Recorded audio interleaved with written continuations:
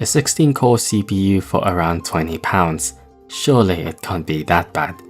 This is an AMD Opteron 6380, and if you haven't heard of this name before, it's a server processor. These have different needs over mainstream desktops, namely more cores for demanding workloads and power efficiency, which is why this Opteron has a lot of cores in its time, 16 back in 2012, but clocked at a low 2.5 GHz to keep power bills and temperatures at bay. It was the second highest tier in the lineup, costing around $1,000 or £950 today, but you can fetch one for only $20. I've never heard of this platform before, so let's build it up. Fundamentally, an operating system on desktop runs no differently on a server. In fact, old Intel Xeons are a cheap gaming option, kept alive by salvaged motherboards from China. It's unfortunate our Opteron doesn't get the same treatment, with only a single model available. And it looks terrible. Server CPUs have more memory channels than desktops, which can cripple performance if you're not using all of them, as is the case of these budget Xeon boards, and even worse, this Jingsha for our platform. 1 out of 4. We should do things properly. I found a Supermicro server board, a single socket, but supports quad channel memory and can fit into a normal PC case. It just wasn't cheap. Server CPU coolers are small and turbine-like, and with socket G34 are overpriced to boot with practically no aftermarket support. Unless you fasten a desktop cooler instead. Bear in mind that you may be limited in size, as the PCIe slot, where our graphics card will be, sits rather close to the socket in this particular board. So we got a cheap single tower cooler from AliExpress, and we can make use of the AMD clip mounting with some standoffs and screws. Another quirk of servers is the need for registered ECC memory, so we got this 16GB kit for cheap. That is, until I looked at the manual, and as it turns out, desktop RAM also works. Quite useful when the system couldn't hold together with our ECC kit installed. They may be defective. Even then, we're only running dual channel, in spite of combing through BIOS settings, populating all slots with what I've got, and ultimately buying an actual server board. If you know anything about enabling quad channel, do let us know. In the meantime, let's build the rest on a case of its era, an eATX cooler master case. Now, my interest in this obscure CPU comes from its pile driver architecture, which is based off Bulldozer, a rather notorious architecture found in AMD's FX desktop CPUs. Neither they or the Opteron 6000 series sold well, to the point of almost bankrupting the company. Bulldozer is a fascinating case study where every turn, from design to process, took part in creating a disaster. And to cover it, we need to go over some technical detail. CPUs basically perform three things: fetch instructions, decode, then execute them. And at almost all these steps, resources in Bulldozer are shared between two cores, packaged in what's called a clustered multi-thread module. We have 8 of these to make up 16 cores in our Opteron. But the larger issue came from designing around high clock speeds, where plenty of compromises were made, the worst being its single-threaded performance, where one core is being used. And to top it off, manufacturing problems made Bulldozer an inefficient chip, lagging behind many benchmarks against Intel's newly released offerings at the time, while consuming more power. So how is this interesting enough for me to actually own? Aside from being my first server platform, Bulldozer and its revisions were AMD's answer to multi-threading, where performance scales with cores and threads. We've got a blend of productivity and gaming benchmarks, and for comparison, I also threw in my small collection of desktop CPUs. The most interesting will be the AMD Ryzen 9 3950X, also a 16-core, but with 32 threads. By disabling multi-threading and underclocking to the same speed, we can compare it against the Opteron, core for core, clock speed for clock speed. Another CPU of note is the Intel Core i5-2500K, a Sandy Bridge chip that competed with AMD FX. We'll see how its 4 cores fare today, especially when overclocked to the moon. Do note I've got no other server CPUs for comparison, but we'll add more in the future. Cinebench is a well-known CPU benchmark, based on a 3D software suite called Cinema 4D, and scales well with cores and threads. Right, let's adjust the graph. On multi-threaded, our Opteron's 16 cores pulls it ahead of the Intel quad-core of its era, but lags behind 8 threads of a much newer Zen 1 chip. And oh my lord, that single-threaded score. With the same core count and clock speed, we see a 188% difference against the Ryzen 9. CPU-Z is great for displaying system info, and has a benchmark that reaches the same conclusion. These are a little disappointing for 16 cores. Single-threaded performance is based on 2 things: clock speeds and IPC, instructions per clock. Our chip boosts up to 3.2 GHz on 1 core. It's just not enough to overcome Bulldozer's low instructions per clock. One reason for this IPC is the shared execution resources. In the Bulldozer module, 2 integer cores share a single floating point unit. This means depending on the workload in the program, our Opteron works as a proper 16 core or an 8 core with 16 threads. Cinebench is one of those programs. But that's not the worst. A closer look at each integer core reveals their pipelines.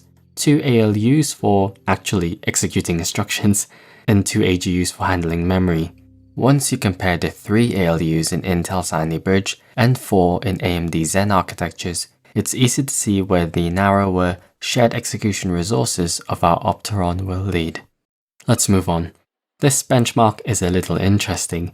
Someone in a forum created an Excel spreadsheet that performs calculations against the clock, and in seconds... On looking at MSI Afterburner, not all cores are being properly utilized. Excel still relies on decent IPC or something to do with memory speeds, which I couldn't up beyond 1333 MHz, let alone run beyond dual channel. Let's move on to 7-zip, a useful tool for handling zip files or archives. There's also a built-in benchmark that measures compression and decompression performance. It displaces all our quad cores by a decent amount and may be the best result so far. Interestingly, the AMD chips are faster in decompression than compression. It's arguable that you extract archive files more often, so it's a fair compromise. Davinci Resolve is a pretty good video editor that I use, and we've rendered my most complex video to date in 4K on the X.264, completing in about the same time as our quad-core Ryzen 5. It's admirable for a £20 CPU. It's workloads like these that made AMD FX CPUs at least attractive for content creators. A tool in a video editor suite is Handbrake, a transcoder that converts different video formats. By using the same 4K render to downscale to 1080p on the X.265, it's now behind the quad-core Ryzen 5 by a minute. Handbrake relies on integer performance, and the narrow pipelines of Bulldozer may explain this result. RawTherapee is a free photo editor that's pretty comprehensive, with 100 photos of various RAW formats, individually and batch processed. The Opteron performs worse than a quad-core desktop in the same era, and is around 6.5 minutes slower than the 16-threaded Ryzen 9. The program actually runs in floating point, thus the shared FP unit could be the bottleneck. Moving on to a popular 3D creation suite, Blender. They've got a benchmarking platform where you can run and submit your scores. Thus our 16 core sits behind 8 threads, and there's a difference of 320% against the 16 core Ryzen 9. It's also right beside a quad core. Oh, these are mobile chips. Last benchmark that touches on gaming is 3D Mark, which tests graphics, storage, and processing power. The CPU profile tests on a per thread basis, reflecting all the new games. It's ass on every front. But an interesting part is when we run a synthetic benchmark, namely TimeSpy, and the results on the CPU fares somewhat better, scaling well across its threads. And it's that word, scaling. If you haven't heard of DirectX or Vulkan, these are graphics APIs, the foundations that games are built on. Back then, they weren't programmed to make use of many cores like today, instead of relying on good single-threaded performance, but around the corner saw the need for multi-threading as games became more complex and graphics cards more powerful. Vulkan and DX12 were designed with that in mind. In spite of optimizations though, server CPUs aren't meant for gaming due to different priorities, let alone making up for the many flaws of Bulldozer. TimeSpy is a DirectX 12 benchmark, and so is this game, Shadow of the Tomb Raider, a rather pretty title that can be CPU and graphics intensive. It's also got a benchmark tool that shows us the amount of rendered frames, frame rate, and how much our graphics card is holding us back. 0% means our CPU is the bottleneck of our system, our frame rates reflect that. However, built-in benchmarks aren't representative of real gameplay, so we've gone through the first level with plenty of NPCs, cutscenes and detail. It's good to see all cores being put to work, yet the frame rate drops to mid-30s in the busiest scenes, thus the Opteron sits well below the quad cores in our collection. Now, you may notice some stuttering as we look over the plaza. It's a sign of a CPU bottleneck, shown by the 1% and 0.1% of the lowest frames we experience, though this is better shown with frame times, basically how long each and every frame is rendered, and these spikes are the very stutters. Overall, it's borderline playable. Let's move on to Civilization 6, a turn-based strategy game that's also DX12 and has an AI benchmark that measures how long it takes to complete a turn. Yet, the Opteron is at the bottom, excluding the dual-core CPUs.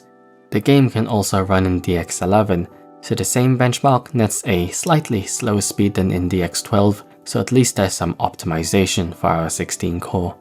Next game is Grand Theft Auto 5, quite an old game now, but has seen optimization even under DX11.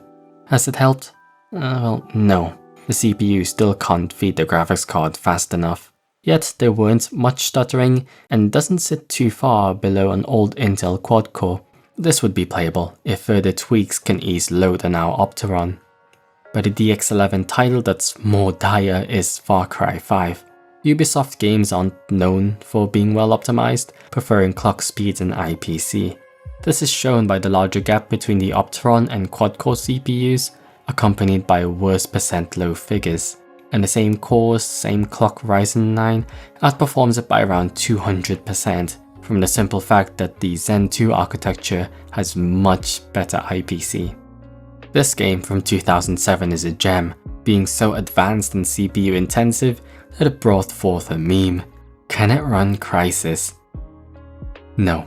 The older DX10 doesn't scale well with 16 cores, so the poor optimization plus single thread performance relegates the Opteron to the bottom of the barrel. And let's not get started with frame times. Some of these are pauses when the game autosaves, but is ghastly nonetheless. I could be a bit harsh here. Crysis has amazing attention to detail, of course it's demanding. What isn't as much is Doom. This is the best gaming result for our Opteron at around 120 FPS average, thanks to the low-level Vulkan API scaling so well across 16 cores. The percent lows are still worse than other tested CPUs, but I'd be happy with this setup, well, ignoring the 200% difference in IPC against the Ryzen 9. Last game is Dirt Rally 2, DX11 with a rather playable 77 FPS, though it sits near the bottom of our list, beating out a dual-core Pentium of the era. Okay, can it at least emulate? It's fine. Here's a PlayStation 2 emulator running a fond memory of mine, and it looks stunning in 1080p on the DX12. However, we still see frame drops characterized by the audio slowing alongside it.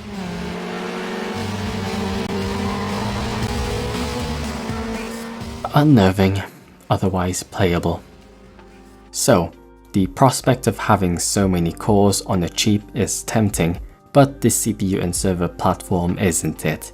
Mediocre in productivity benchmarks despite having 16 cores, and quite poor in gaming, even in well-optimized titles. We've gone through the many flaws of Bulldozer that are the cause of our results, but another bottleneck to add are the memory channels and speeds. Dual channel at 1333 MHz, which again I couldn't alter. Yet we could be much worse off. Other YouTubers like Craft Computing tested the cheap salvage motherboard from China we mentioned earlier, and when running Doom, he experienced god-awful stuttering and hard locking, while ours was actually playable. The only caveat is that I paid double the price for my board. In fact, you can get an AM4 or even an old Intel Xeon platform for around the same money, and they will lay waste. Nevertheless, there's still plenty to explore with this platform, namely getting the memory at higher speeds and potentially quad channel, as well as overall being my first server. Our journey with Bulldozer isn't done yet. One crucial variable that can offset its many shortcomings we couldn't change here, so we'll have to move on to its desktop counterpart. Until then, this is the Budding Engineer, and thanks for watching. Hope you learned something and see you soon.